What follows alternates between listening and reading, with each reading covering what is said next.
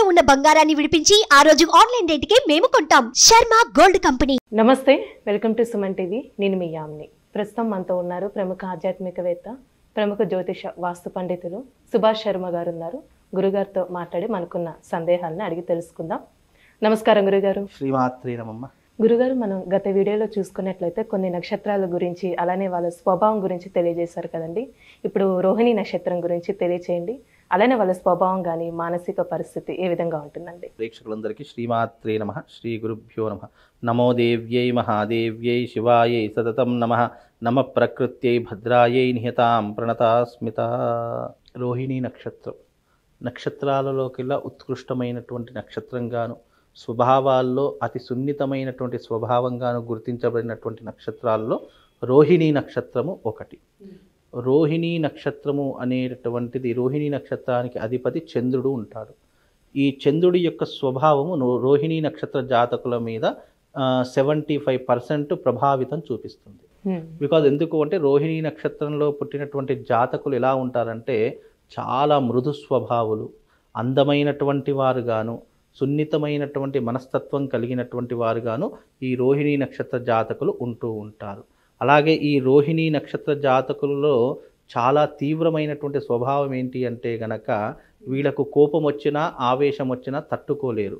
అంటే వీళ్ళు ఎదుటివారు ఎంత పెద్దవారైనా సరే వాళ్ళను కడిగి పడేసేంత వరకు వీళ్ళు వదిలిపెట్టరు. అంత ఉత్కృష్టమైనటువంటి జాతకము రోహిణి నక్షత్ర జాతకులు.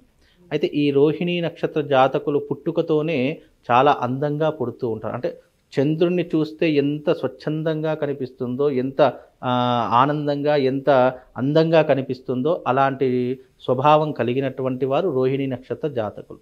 వీళ్ళు పుట్టుకతోనే చాలా సున్నితమైనటువంటి మనస్తత్వంలో ఉంటూ ఉంటారు. అంటే వీరు పెరిగినటువంటి వాతావరణం కానివ్వండి, వీళ్ళు ఆలోచించేటటువంటి విధానం కానివ్వండి, చుట్టుపక్కల పరిసర ప్రాంతాలు కానీ వీళ్ళను ఒక సున్నితమైనటువంటి స్వభావమైనటువంటి స్థితిలో వీళ్ళ యొక్క జీవనం అంతా గడవడం జరుగుతూ ఉంటుంది. వీళ్లకు జీవితంలో ఎన్నో రకాలైనటువంటి ఆశలు ఉంటూ ఉంటాయి. అంటే ఐఏఎస్ ఐపీఎస్ కావాలి, మంచిగా జీవితంలో స్థిరపడాలి, మంచిగా చదువుకోవాలి అనేటటువంటి ఆశలు, కోరికలు చాలా ఎక్కువగా ఉండేటటువంటి జాతకులలో రోహిణి నక్షత్ర జాతకులు ఒకటి. అలాగే వీళ్లకు ప్రధానమైనటువంటిది ఏంటి అంటే గనక తల్లిదండ్రులంటే పడకపోవడం, తల్లితో కానీ తండ్రితో కానీ దూరంగా ఉండేటటువంటి అంశాలు ఏర్పడడం వీళ్ళ జీవితంలో ఎక్కువగా ఉంటూ ఉంటాయి. అంటే ఈ రోహిణి నక్షత్ర జాతకులు ఎవరైతే ఉన్నారో వాళ్ళు పుట్టుకతో కొన్ని సంవత్సరాలు మాత్రమే తల్లితో కానీ తండ్రితో కానీ జీవించేటటువంటి అవకాశాలు ఉంటాయి. మిగతా లైఫ్ అంతా కూడా వీళ్ళకు గ్యాప్ రావడం జరుగుతుంది. అంటే దూరంగా ఉండడం, చదువు రీత్యా కానీ, వృత్తిరీత్యా కానీ, లేదా పుట్టుకతోనే కొన్ని పరిస్థితుల ప్రభావం చేత కానీ వీళ్ళు తల్లిదండ్రులకు దూరంగా ఉండేటటువంటి స్వభావము ఈ రోహిణి నక్షత్ర జాతకులు ఏర్పడుతూ ఉంటుంది. తద్వారా వీళ్ళకి ఏంటి అంటే ఎమోషనల్ ఫీలింగ్ చాలా ఎక్కువగా ఉంటుంది. ఎవరైనా ఏదైనా ప్రేమగా మాట్లాడితే చాలా తొందరగా కనెక్ట్ అయిపోతూ ఉంటారు. ఎక్కువగా వీళ్ళు కేరింగ్ అనేటటువంటి విషయాల్లో చాలా జాగ్రత్తగా ఉంటూ ఉంటారు. అంటే రోహిణి నక్షత్ర జాతకులు పురుషుడైనా స్త్రీ అయినా, మగవాడైనా ఆడవాళ్ళైనా ఎవరైనా కేరింగ్ ఎక్కువగా తీసుకుంటున్నారు అని అంటే వాళ్ళ మీద విపరీతమైనటువంటి ప్రేమను పెంచేసుకుంటూ ఉంటారు. వీళ్ళే నా జీవిత భాగస్వామి అయితే బాగుంటుంది అనేటటువంటి ఆలోచన శైలి వరకు వెళ్ళిపోతూ ఉంటారు. తద్వారా వీళ్ళకు జీవితంలో కేరింగ్ అనేటటువంటిది, ప్రేమ అనేటటువంటిది, మాట్లాడేటటువంటి వారు సున్నితంగా ఉండి ఏదైనా కేరింగ్ తీసుకునేటటువంటి వాళ్ళని వీళ్ళు తొందరగా ఇష్టపడుతూ ఉంటారు. అలానండి, ఇప్పుడు వివాహాన్ని విషయానికి వస్తే ఈ నక్షత్రంలో జన్మించిన వాళ్ళకి ఏ నక్షత్రం వాళ్ళతో సెట్ అయిద్దండి అసలు? అయితే వివాహంలో గనక చూసుకున్నట్టయితే వీళ్ళకు శుభతారలు, అశుభతారల్ని 2 రకాలైనటువంటి విధానాలు ఉంటాయి. అయితే దీంట్లో ముఖ్యంగా చెప్పుకోవాలి అంటే గనక వీళ్లకు అదృష్టంగా భావించేటటువంటి తారలు కొన్ని నక్షత్రాలు ఉన్నాయి. అందులో వీళ్ళకు జీవితంలో వీళ్ళు ఏదైనా పెళ్లి చేసుకోవాలనుకున్నా, వీళ్ళు ఎవరితో స్నేహం చేయాలనుకున్నా, ఎలాంటి నక్షత్రాలతో స్నేహం చేయాలంటే మృగశిర నక్షత్రంతో స్నేహబంధం పెంచుకోవచ్చు. అలాగే మృగశిర నక్షత్రం ఉన్నటువంటి వాళ్ళతో వివాహం చేసుకోవచ్చు. అలాగే ఎవరైనా సరే అమ్మ. అలాగే మృగశిర నక్షత్రము, పునర్వసు నక్షత్రము, ఆశ్లేష నక్షత్రము, పుబ్బా నక్షత్రము, చిత్తా నక్షత్రము, విశాఖ నక్షత్రము, జ్యేష్ఠ నక్షత్రము, పూర్వాషాఢ, ధనిష్ట, పూర్వభాద్ర, రేవతి, భరణి ఈ నక్షత్రాల వారితో వీళ్ళు సంబంధం పెట్టుకోవచ్చు. అంటే సంబంధం మీన్స్ వీళ్ళు వ్యాపార సంబంధం పెట్టుకోవచ్చు. ఇప్పుడు పార్ట్నర్షిప్లో చాలామంది చేస్తారు, అలా వ్యాపార సంబంధం పెట్టుకోవచ్చు.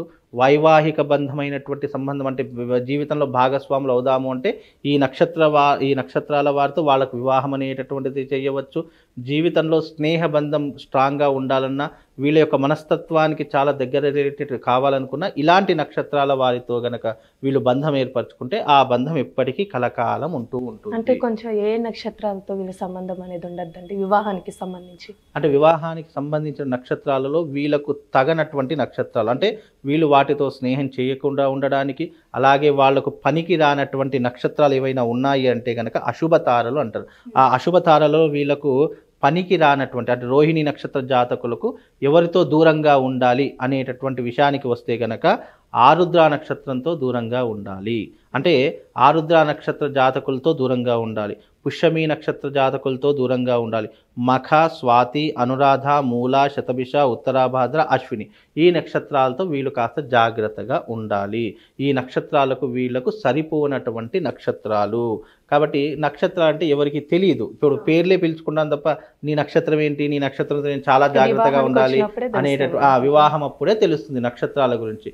కనుక ఒక వ్యక్తి యొక్క మానసిక స్వభావం తెలుసుకోవాలంటే అతని నక్షత్రం తెలిస్తే అతని యొక్క స్వభావం ఎలాంటిది, ఇతను నాకు జీవితంలో పనికొస్తాడా లాదా. ఇప్పుడు చాలామంది స్వార్థం కోసం స్నేహం చేసే వాళ్ళు ఎక్కువగా ఉన్నారు. స్వార్థం కోసం పెళ్లి చేసుకునే వాళ్ళు చాలామంది ఉన్నారు జీవితంలో. అంటే నాకేదైనా లాభం ఉంది అంటేనే నేను ఇతనితో స్నేహం చేయగలుగుతాను, నాకేదైనా లాభం ఉంది అంటేనే ఇతనితో నేను నా జీవితంలో నేను ఇతనితో ఫ్రెండ్షిప్ కొనసాగిస్తాను అనేటటువంటి వాళ్ళు కలియుగంలో చాలామంది ఉన్నారు. అంటే ఇతనితో ఏదైనా లబ్ధి ఉంది, ఇతనితో నాకు ఏదైనా లాభం ఉంది అనేటటువంటి అంశాలు ఉంటేనే ఇతనితో స్నేహం చేస్తానని చాలామంది అనుకుంటారు.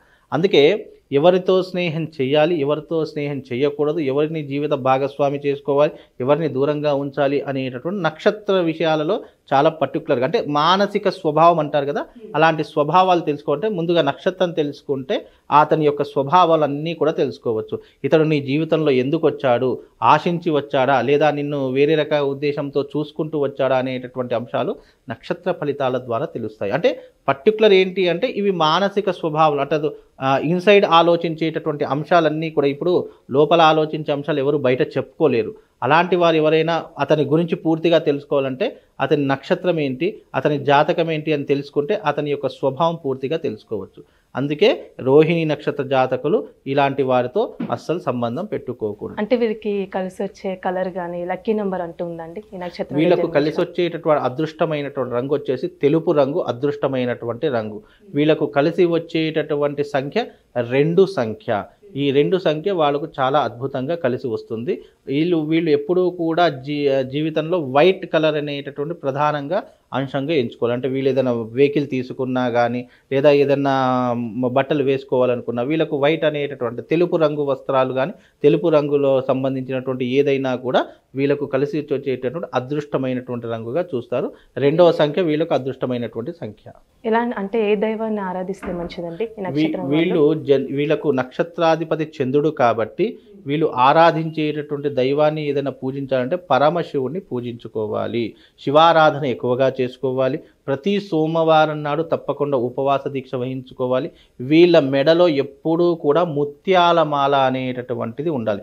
రోహిణి నక్షత్ర జాతకులకు ముత్యాల మాల అనేటటువంటిది మోస్ట్ ఇంపార్టెంట్. వాళ్ళ మెడలో ఎప్పుడూ కూడా ముత్యాల మాల ధరించుకునే ఉండాలి. అలా ధరించుకున్నటువంటి వారికి ఈ యొక్క రోహిణి నక్షత్రం వల్ల ఎఫెక్ట్ అయ్యేటటువంటి ఇబ్బందులు కానివ్వండి, ఆటంకాలు కానివ్వండి, చెడు వ్యతిరేకతలు ఏవైతే ఉన్నాయో అవి వాళ్ళ దగ్గరికి రాకుండా అది ఒక ప్రొటెక్షన్లా, ఒక రక్షణ కవచంలా వాళ్ళని ఎప్పుడూ కూడా ప్రొటెక్ట్ చేస్తూ ఉంటుంది. కాబట్టి రోహిణి నక్షత్ర జాతకులు ఆడవాళ్ళైనా సరే మగవాళ్ళైనా మీరు తప్పకుండా ముత్యాల పేరును ధరించుకోండి అమ్మా. గురుగారు, రోహిణి నక్షత్రంలో జన్మించిన వాళ్ళ స్వభావం గురించి మాకు చాలా చక్కగా తెలియజేశారండి. ధన్యవాదాలు. శ్రీమాత్రి.